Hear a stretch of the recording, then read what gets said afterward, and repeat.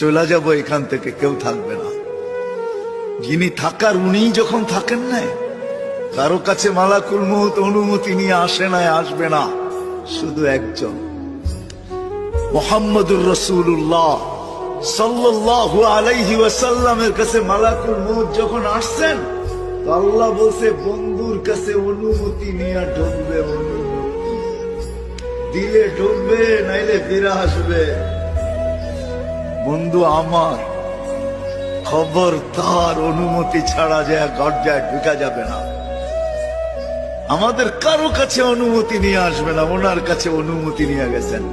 তারপরও বলছে শোনো, ঢুকার অনুমতি দিলেই কিন্তু হাত রেখা দিবা না, আবার অনুমতি নিবা, রাখবা কি রাখবা না। বন্ধু যদি হা বলে তো রাখো, যদি না বলে তো চলে আইসো। কেননা বন্ধু আমার। কার বন্ধু?